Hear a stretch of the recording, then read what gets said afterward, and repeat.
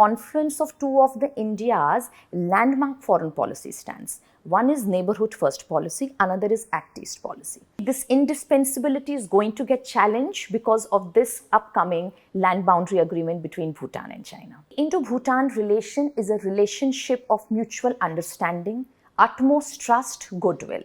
With this land boundary agreement, China wants to counter this threat perception. China wants to reduce this threat perception. How salami slicing strategy is being employed by China as far as Bhutan is concerned. So it is territorial claim, it is cartographic aggression, it is demographic dilution. Right now, Bhutan is suffering from a diplomatic dilemma.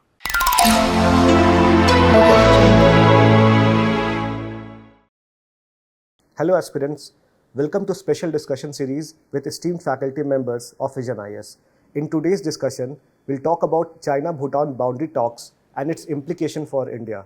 Joining us is Shruti Ma'am, Faculty of International Relations at Vision IAS. Welcome to the discussion, ma'am. Thank you so much, Shruti. Ma'am, China and Bhutan are discussing their boundary disputes. So it has a huge implication for India. So before going with the discussion, we'd like to know what is the significance of Bhutan for India. Keeping into mind the recent land boundary agreement which has been taken up, and this was the recent 25th round land boundary agreement which happened last year in October. Of course, Bhutan and any kind of diplomatic stance which Bhutan is taking vis-a-vis China becomes extremely important. The reason is because Bhutan is per se very important for India in foreign policy, and the reason could be the strategic location of Bhutan. So if we study the location of Bhutan, we would find that Bhutan is bounding three of the very important northeast states of India. This is Assam, Sikkim and Arunachal Pradesh along with West Bengal. And on the other hand, it is surrounded by the Tibetan Autonomous Region, which is right now under Chinese control. So now because of this particular location, Bhutan on one hand becomes a landlocked country, and on the other hand, it also becomes strategically very important for India.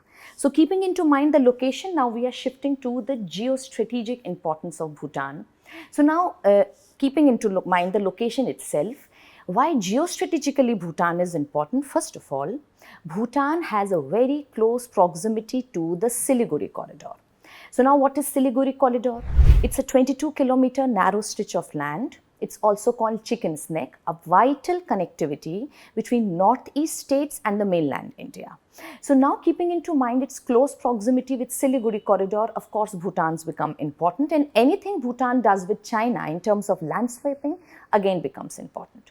Again, because Bhutan is in a close proximity with northeast states, this is also one reason for security concern Bhutan becomes important. And we all know that northeast states have been infested with insurgency. And Bhutan and the dense jungles of Bhutan can serve as a potential hideouts for these insurgents. And actually that happened also, and this is a reason in 2003, there was this Operation All Clear, and Operation All Clear was carried forward by the Indian Army along with the King of Bhutan. And that shows that to what level of mutual understanding India and Bhutan is having. So from this prospect also Bhutan becomes important. Third very important aspect, geostrategic aspect, is that Bhutan serves as a buffer state between India and China.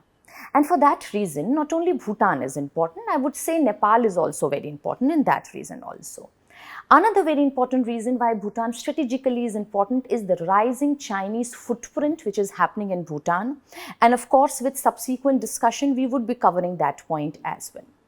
Another reason why Bhutan is important, because you see, Pratik, Bhutan is one country which shows it's a very nice manifestation of confluence of two of the India's landmark foreign policy stands. One is Neighbourhood First policy, another is Act East policy. So Neighbourhood First policy started with the change of guards in 2014. And the moment we adopted Neighbourhood First policy, which says that India will have a very close eye into all activities in its neighbourhood. The first country which our Prime Minister actually chose and went for a visit was not a big country like USA or Russia or something. Rather, we went to a small state that is called Bhutan. So that actually exemplifies the importance of Bhutan. Act East policy ke liye bhi Bhutan is very important because one of the pillar of Act East policy is development of Northeast, and Bhutan has a close proximity. Now, having said that, regional importance also Bhutan has. So Bhutan is actually a very important actor for the regional cooperation, be it SAARC or BIMSTEC. And keeping into mind that now post 2014, actually SAARC is dysfunctional. So BIMSTEC is gaining momentum. And of course, India is taking forward. It's the flag bearer of BIMSTEC. So in that case also Bhutan becomes important. So there is a huge issues or reasons why we can say that Bhutan is geostrategically, geopolitically important for India. So you have discussed about the geopolitical and geostrategic importance of Bhutan. So can you also tell me about the geo-economic significance of Bhutan? Yes, very rightly said, Prateek. So it's not only geopolitical and strategic. As far as economy is concerned, so India is the largest trading partner of Bhutan. Also, apart from that, we do have this Indo-Bhutan Treaty of 1949, which tends to provide national treatment to each other citizens. Also in 1972, which came out with this Indo-Bhutan Treaty of Trade and Transit, which later on in 2016 was also updated. And as far as this treaty is concerned, a free trade regime is being created between India and Bhutan. So this is, of course, economic significance. Apart from that, there is hydropower collaboration, which is actually landmark of Indo-Bhutan relationship. Apart from that, we all know Bhutan has a mountainous terrain. So a huge scope for mountain economy also arises. So these could be few of the economic significance which Bhutan is having for us. And ma'am, if we turn the tables down, like how is India important for Bhutan? Okay, so Prateek, why India is important? Again, we'll come up to the location. So keeping into mind the location, and as I said, that Bhutan is a landlocked country. A country which is landlocked, of course, have huge amount of vulnerabilities. Vulnerabilities is the accessibility to seas as far as trade is concerned. And this is the reason Bhutan is heavily dependent on India. Indispensability of India as far as Bhutan is concerned is actually quite advantageous for India. Now you would say that then why not Bhutan is dependent on China? Bhutan is not that dependent on China because you see, there is a political scientist, Stephen Wald, and he says states' inclination or alliance towards another state basically depends upon four factors. One is the state's aggregate power. Second is state's capabilities, that could be offensive or defensive. Another could be the state's potential in terming to be a regional actor, its economic strength, and last is the intention. Now, if we take forward all the three aspects, that is the power, the economic significance or the capabilities, both India and China are well off. But what is the reason why Bhutan is shifting towards China or shifted towards India and has always shifted towards India is the intention. So because Bhutan knows that intention of India has always been benevolent. So this is one of the reasons why there was a shift towards India. And being landlocked country, Bhutan therefore becomes dependent on India. So this is one importance of India as far as Bhutan is concerned. Second importance is the security concern. Now keeping into mind, as I said, there is this Tibetan Autonomous Region, and China recently has taken forward a very, very aggressive stance and a very active stance as far as TAR is concerned. And rapid resettlement is happening in TAR. This is the reason why we can say that Bhutan also have this kind of security threat. If we look back to 1949, we would find that when Mao came up in China, Mao had this idea of expansionism and aggressive expansionism. So the idea of Red Dragon therefore came up, right? And in the radar, it was under Mao's five-finger policy. Three of the Indian region, that is Ladakh was there, Arunachal was there, Sikkim was there. Apart from that, it was Nepal and Bhutan also. So Nepal, Bhutan knew that they are also very much into radar. And this is the reason, Prateek, it can't be coincidental that you would have a treaty signed with Bhutan in 1949. And in 1950, you would sign a treaty of friendship with Nepal also. So everything can't be so coincidental. There is a Chinese angle behind this. So security concern therefore becomes so important that in 1949, Bhutan and India signed this treaty of friendship as well. Article 2 of this treaty which has now been revised post 2007. So Article 2 of this treaty actually says that India would be the guiding power as far as foreign policy in Bhutan is concerned. Later on, of course, this Article 2 was being taken into a very, in a critical angle by a few of the generations or the younger generations within Bhutan anyway. So this was one of the security concern. Another reason why India is important for Bhutan. India is very much important for Bhutan because of the hydropower collaboration. So we all know that Bhutan has a Himalayan terrain and perennial river system are coming up. So India is taking forward this opportunity to establish many hydroelectric power projects. So we have a huge range of hydroelectric power projects. So it could be Tala, it could be Kurichu, it could be the recent dam which is supposed to be built on Megadechu River. Then recently also when our Prime Minister went to Bhutan in 2024 March, to be precise 21st, 22nd March, he said that they would another hydropower project which would be established very soon. So this hydropower collaboration which we are having with Bhutan is making Bhutan very much dependent on India. And let me tell you, Prateek, that this hydropower collaboration, we should not consider it to be a zero-sum game. It's a win-win situation for both. So both India and Bhutan are actually, collaborating together and taking advantage of this kind of synergy.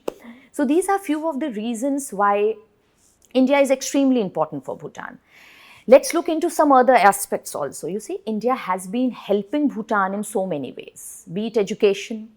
If we talk about education, we can say there is a STEM pedagogy which we are actually helping Bhutan come up with. This includes science, technology, engineering, as well as medical. There is e-distance learning, wherein the Indian Knowledge Network system is being now connected with the Druk Knowledge Network system.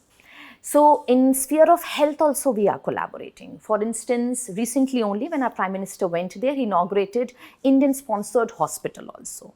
Let's not forget about the vaccine diplomacy, that is the Maitri diplomacy, wherein Bhutan was the first recipient of the Indian homemade COVID vaccines, right?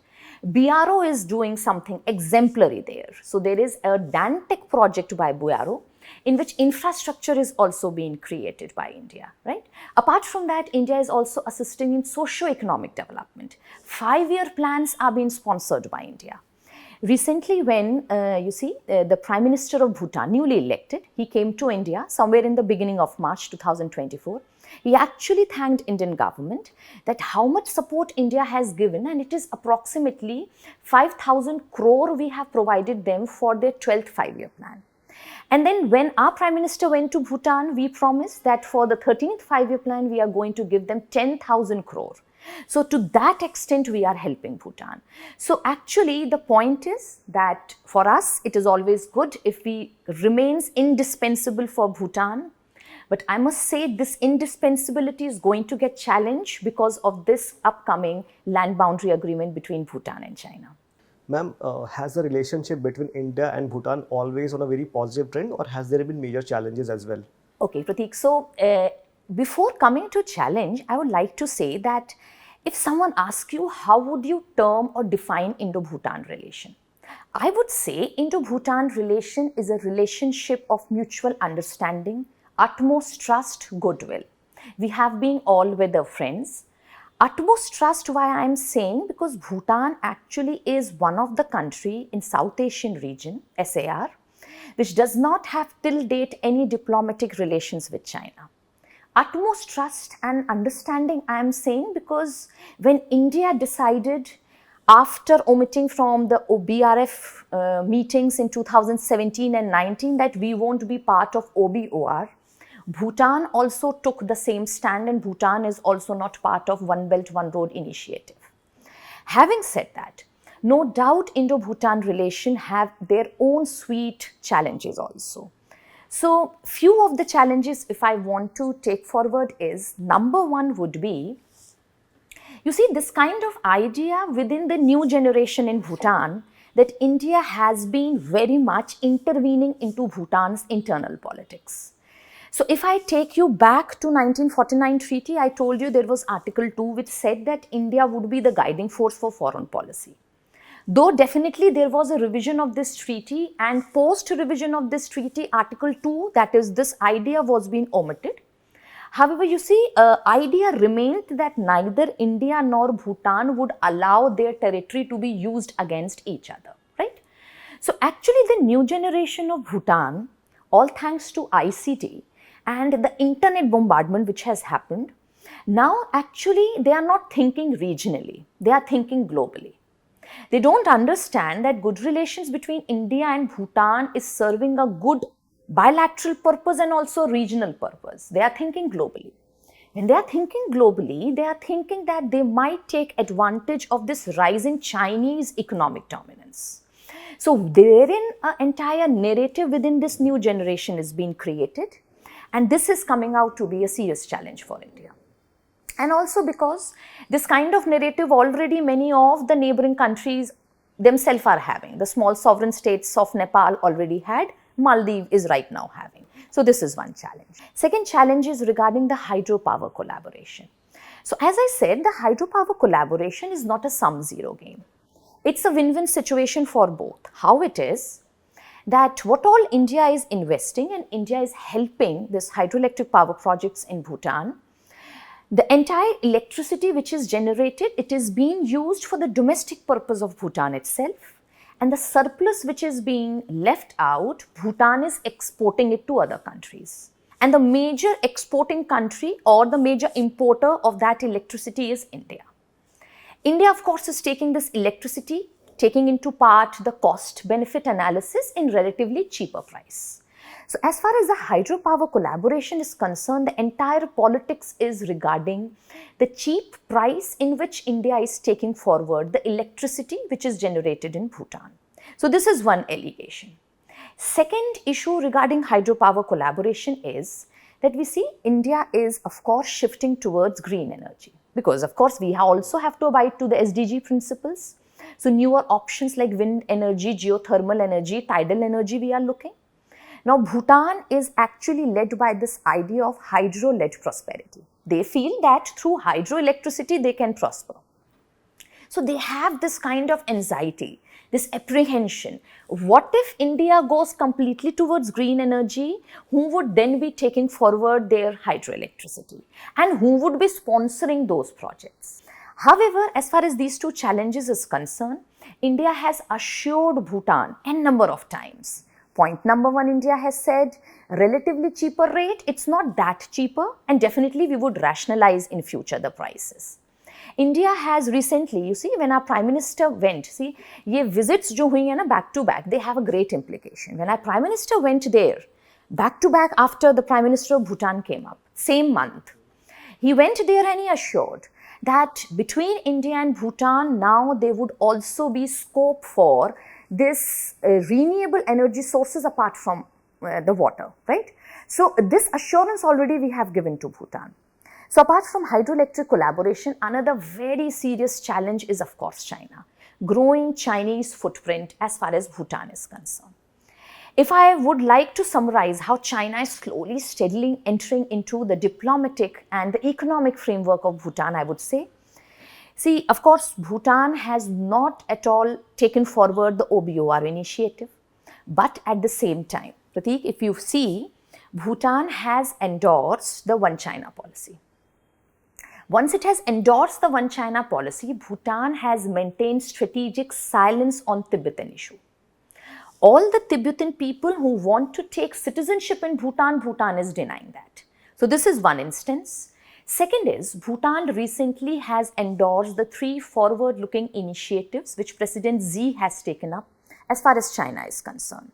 Be it the Global Development Initiative, Global Security Initiative, Global Civilizational Initiative. This is, of course, a red flag as far as Indo-Bhutan relation is concerned. In 2019, there was a tourism agreement which was being signed between Bhutan and China. Sister city agreement has also been signed between Bhutan and China, between the Xining city of China and the Thimphu city of Bhutan. Apart from that, we also know that China has been collaborating and providing huge amount of finance for socio-economic development, right? So these are few of the areas where we can see that there is a rising footprint of China within Bhutan. And the latest land boundary agreement, which was hitherto being put on stalemate post 2017 Doklam, again has come up into news, and we had the 25th boundary talks also. So of course it's a red line for India, and India needs to look upon all these developments very seriously. Ma'am, coming to the recent boundary talks of China and Bhutan, what would be the possible reasons why China is pushing for this renewed dialogue with Bhutan to resolve this long-standing dispute? So to answer this question, again, we need to look into the entire geography of SAR and the border disputes which countries are having. So as far as China is concerned, China is having two unresolved border disputes, one with Bhutan, another with India. And of course, at this stage, when the entire world is putting a big question mark on China, definitely China, President Xi wants to whitewash the image of China. If I could make my student go back to the Middle East and what China is doing there, that was also an act of whitewashing, wherein China came out with this idea of global civilizational initiative and cracked a peace deal also. Similar is something which China wants to take forward in South Asia. And this is the reason it wants to carry forward and dissolve all kinds of border tensions with its neighbors. Of course, as far as India is concerned, post Galwan 2020, there has been no G2G big engagement. So resolving border talks with India right now is out of question. So the only country left to come out, which can help China come out with its good image, is definitely Bhutan. This could be the one reason. Second reason is that let's find out what would be the outcome if this kind of border negotiations happen. One, there would be a land swapping. So in this land swapping, and we will discuss it clearly also later on, and when this land swapping will happen, China has actually offered this kind of assurance to Bhutan that I would at least leave all my claims in the northern portion of Bhutan, and in exchange, China will take its claim and control over the Doklam region. So now the Doklam region is strategically very important. So for our students, why Doklam is important? So Doklam Plateau and this valley, this lies at the tri-junction. And the tri-junction is very strategic. On one hand, you have the Ha Valley of Bhutan. On other hand, you have Sikkim of India. On the other hand, you have the Chumbi Valley, which is right now in TAR. Now this Chumbi Valley, and in Chumbi Valley, China already has started taking forward its settlement. And slowly and steadily, it's coming very close to our border. So this is the reason Doklam is very important. This is the reason it is one of the important feature within this land swapping agreement. If somehow this agreement materializes, China would be there in Doklam, very, very close to our Siliguri corridor. That's the chicken neck. So this is the second reason why China is such in a hurry to take forward this agreement.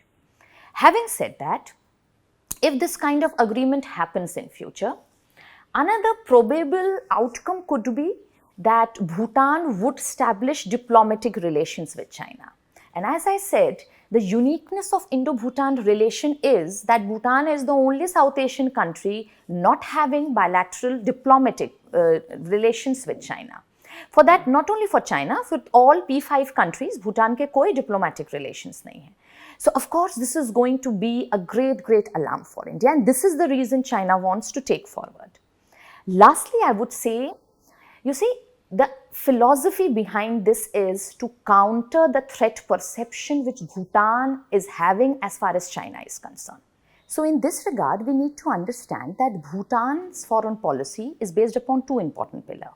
One is that Bhutan does not want balance of power, rather Bhutan inclination is to balance the threat. Balance the threat as far as China is concerned. And this was the reason why when in 1949 Mao came up with this expansionism five-finger policy, it was a very natural attempt by Bhutan to sign a treaty with India. So now this is one. And second important factor of Bhutan's foreign policy is self-interest. Both the two factors are actually running here. Now China wants to counter this threat perception. Until and unless China is able to counter the threat perception which Bhutan is having as far as China is concerned, and which is drifting Bhutan towards India, indispensability of India would not be reduced. With this land boundary agreement, China wants to counter this threat perception. China wants to reduce this threat perception. The second important pillar of Bhutan's foreign policy, as I said, is self-interest. Right now, Bhutan is also thinking about itself. So both these two factors actually are running together, and these are few of the reasons why actually a congenial environment is being there. From one hand, Bhutan is also likely having a border negotiation. It also wants to have a border negotiation, and of course, President Xi also wants to resolve it. Ma'am, could you please walk us through the progress that has been made in China-Bhutan border talks? So China-Bhutan border talks, if we look into the timeline, it basically starts from 1984. And it's divided into 4 different phases. So the first phase starts from 1984 till 1996. So what happened during this phase? This is called phase of engagement, wherein both Bhutan and China, they started engaging among themselves and started discussing what are the territorial claims or dispute. So herein I would like to explain for our students what are the major disputable areas or the territories. So the major disputable areas are in the northern Bhutan and in the western Bhutan. As far as northern Bhutan is concerned, there are 2 very important valleys. This is the Pasamlung valleys and the Zakarlung valley. These 2 valleys are culturally very important for Bhutan. As far as the western sector is concerned, apart from 4 other valleys, you have this Doklam valley, wherein you have the Doklam plateau also. And this Doklam valley, or Doklam plateau, is strategically important for India also. And we again need to look into the location because Doklam valley lies at the tri-junction. So on one hand you have the Bhutan's Ha valley, on the other hand you have the Sikkim area of India, and on the other hand you have the Chumbi valley of TAR, which is right now under China's control. So these were the disputable territories, and during this phase of engagement both China and Bhutan started discussing about their own claim. Comes the second phase. This started from 1996 till 2000. This was a phase of redistribution. This was a phase when China actually started manifesting its stronger stance, its aggressive stance, you can say. A very aggressive posture was shown by China, wherein China started pressurizing Bhutan to accept its claim as far as the northern areas and the western areas of Bhutan is concerned. And of course, Bhutan, keeping into mind India's sensitivities regarding security, especially towards the western sector, declined all the offers. Not to forget, this was a time when Bhutan and India were having some very nice relationship. So this was a period of redistribution in which now, when Bhutan was not accepting the claim, what China started doing, China, in an attempt to demographically dilute the entire population, started sending its nomads, its herdsmen from the TAR region to the Bhutan's upper reaches of northern Bhutan, thereby creating issues for the already residing Bhutanese herdsmen. So this was what was happening during this phase. Next phase was from basically 2000 till 2010, and this is the phase of normalization. So now within this phase of normalization, as the term suggests, both the 2 countries now understood that we need to sit together and talk and resolve this issue, and it became even more important for China, keeping into mind that was the only missing link in the entire SAR which did not had any diplomatic relations with China, and China wanted to mend that. So this was the phase, normalization phase, border talks started happening. And the next or the last phase, which is still existing, is the phase from 2010 till today. This is a phase of enforcement. So now from 2010, what happened? On one hand, China was deliberating with Bhutan on these disputable territories. On the other hand, slowly, steadily, as I said, China was intruding into Bhutanese territory. So it is being said that villages were being created. 2015 was the first village China created, as far as Bhutan is concerned, within its territory, the disputable territory. 2017 May, a road was being created. The supposed road was there in this disputable Doklam area. Somehow it was supposed to overlook India. It was supposed to bring China and its engineers, its entire army very close to the Siliguri corridor. So all these activities were happening. 2020, within this phase only, China made a renewed claim. This was now in the eastern sector. This was the Sakteng wildlife sanctuary. And again, this entire area was very important for Bhutan. So continuously, back by back, China was making its own territorial claim. And during this phase only, they wanted to enforce this border agreement also. Satellite maps were showing somewhere in 2020-21 that, in the entire Chumbi Valley, cars were parked in front of every settlement there, and how China was slowly, steadily creating its own niche within this disputable territory. And the border talks were also coming up simultaneously. However, when Doklam happened in 2017, for some time, this border negotiations came for an halt. And again, it has come up last year, October 2023, when 25th round of boundary talks happened. So the timing of this boundary talks also becomes very important, because China knew that a regime might change, and if in the change regime, a pro-Indian prime minister who did had a good record of being friendly with India, the present prime minister, that is Shering Tobgay, if he resumes power, it could again be a halt to our border talks. This is the reason they started coming up with the border negotiations, and let's see what will happen in future now in this regard. Ma'am, recently this term has been frequently coming in newspaper, three-step roadmap with regard to China-Bhutan boundary talks. Could you please tell our viewers what exactly this term referred to? So this three-step roadmap is a possible solution which both Bhutan and China has come across, and this is basically in the enforcement phase of Bhutan-China boundary talks, which came up post 2010. So now within this entire idea, both the two countries are saying that we would proceed with these negotiations in three steps. The first step would be that we would sit on the table and we would be discussing all the disputable territory. So it would be on table, negotiations on table. Second step would be, we would be taking the ground reality. That is, on-site inspection will happen as far as the disputable territories is concerned, and then they would carry forward any kind of talks. And the third and the last stage would be delineation on map and demarcation on ground. So this would be the last stage in which some kind of agreement would be carried forward. It could be any kind, what we said regarding land swapping, whatever. So that would be the last stage. So this is the three-stage roadmap. Ma'am, earlier you mentioned about salami slicing. So a lot of viewers have this question about this concept of salami slicing. So could you please elaborate on that? Yes, sir. Sir, as far as salami slicing strategy is concerned, this is one of the foreign policy stance of China, in which China acts in a very silent way. It is also called as silkworm eating strategy. So salami slicing strategy says that China slowly and steadily makes small incursions. The incursions in other countries' territory, it could be diplomatic territory, it could be geographical territory, it could be economic space, it could be cultural space, it could be technological space, it could be any space. So what China is doing, slowly and steadily, it's trying to enter into that strategic space of that country.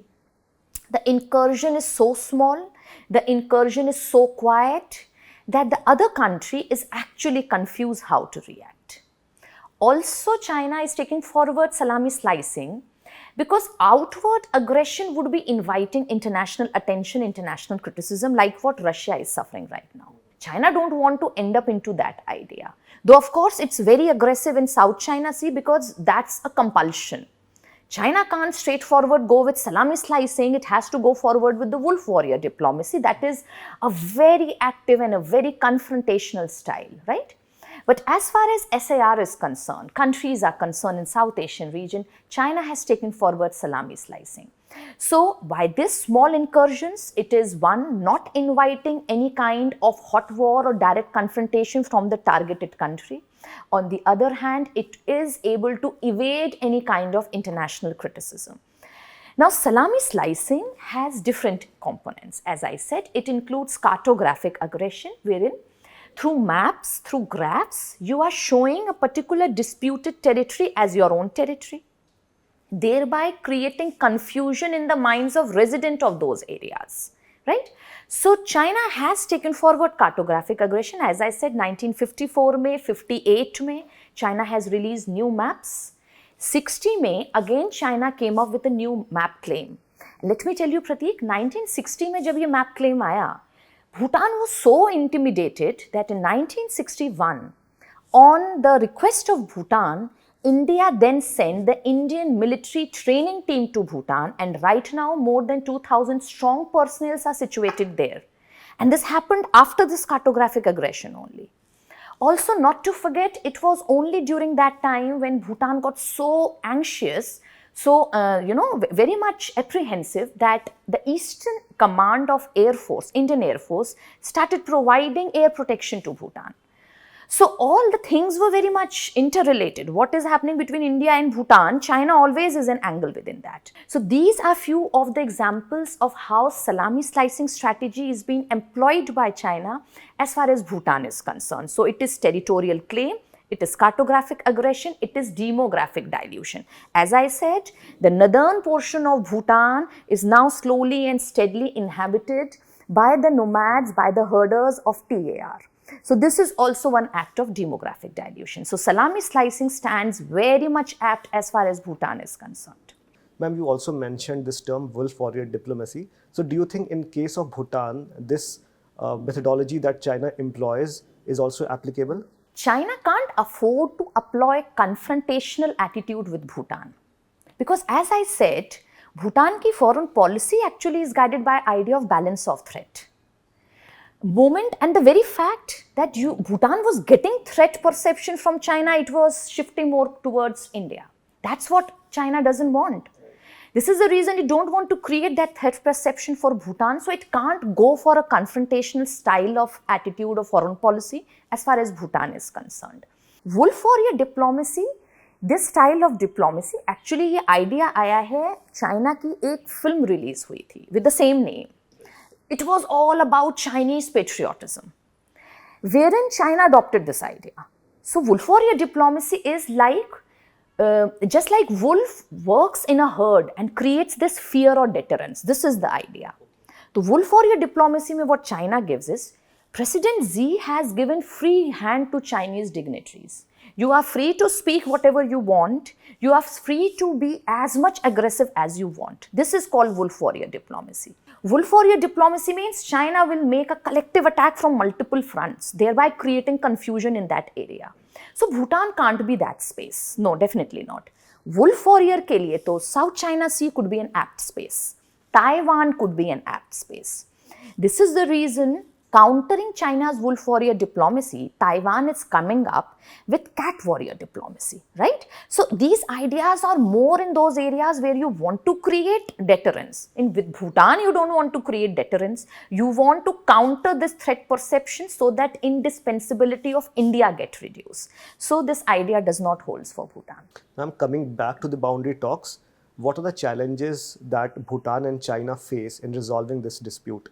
Pradeep, if I see the challenges first from China's side, so challenges from China's side cannot be looked into isolation only from China. China to चाह ही रहा है border dispute negotiation हो जाए, so that China is very close to India. Two war front open हो जाएगा for India. One at the western sector already है, one on the eastern sector. So China wants this border negotiation to happen. Challenges is coming actually more from Bhutan side. So now Bhutan actually is having, it's in a diplomatic dilemma. A diplomatic dilemma is very obvious for any small sovereign state to suffer, especially when that SSS is having good relation with one of the regional power. So Bhutan had a historical good relations with India. So right now Bhutan is suffering from a diplomatic dilemma. And there is an act of strategic balancing which Bhutan is doing. And very nice example, if you look, whenever there is a border negotiation, you would find there is a visit of Bhutanese high authority to India. And somewhere if we decode the philosophy is that Bhutan wants to reassure India and wants to give clarification what is all happening between us and China. So if you find October, May, the 25th boundary talk happened, and a month later we had the visit of King of Bhutan to India. Similarly, this year also, when the newly elected Prime Minister, he made the first visit to India. And within that small span of March, our Prime Minister also went for a reverse visit to Bhutan. So man, this can't be so coincidental.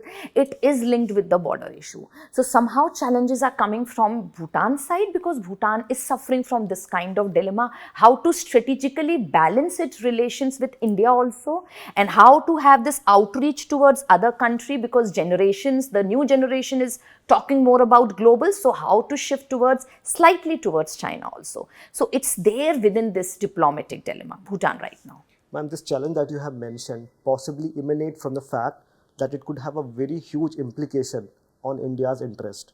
So could you please tell us what implication will the boundary talks will have on India's interest? So Pratik, I would decode all the implications from Bhutan perspective and then from regional perspective. So if this supposed land boundary agreement happen, and we know there would be land swapping, probable land swapping, and as I said, Bhutan will get the northern part, which China somehow is claiming, and in exchange, China will take Doklam. If this happens, point number one, China would be very close to our Siliguri corridor. So there would be a great security threat. Second, China would be very close to our northeast states, another security challenge. Another very important thing would be, diplomatically if I see, of course, after this, because China has been asking Bhutan that within this idea, let's develop this diplomatic relations also. So diplomatical implication would be, probably Bhutan will now start having diplomatic relations with China. A great challenge to that idea of mutual understanding and unique relationship which we are having with Bhutan. Probably we never know, Bhutan might also be part of OBOR initiative. Abhi to it's not clear, probably it might be, because we know that Bhutan is guided by idea of self-interest, right? So this could be a diplomatic issue. Another strategic implication could be, and if I look into the entire sectors, so China would be very there in our eastern sector, and in this regard, China can comfortably open a two-war front for India. God forbid if it happens. China is comfortable there in our eastern sector, and in the western sector, China would get definitely support from its iron brother, that is Pakistan. So that would be quite a vulnerable situation for us.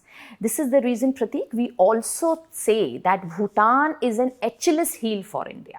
Achilles heel means it's a vulnerable point for India, and we just can't afford Bhutan go China way, right? So this could also be one implication. As far as economic implication is concerned, right now, in fact, कहते हैं, in the recent 2 or 3 years, out of the total Bhutan's trade, 80% is contributed by India. This means India is the largest trading partner.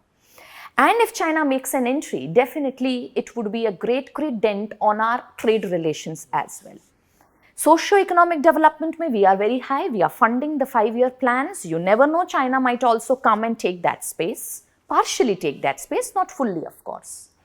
So this could be the economic effects. Hydropower collaboration. I said Bhutan is drifted by idea of self-interest.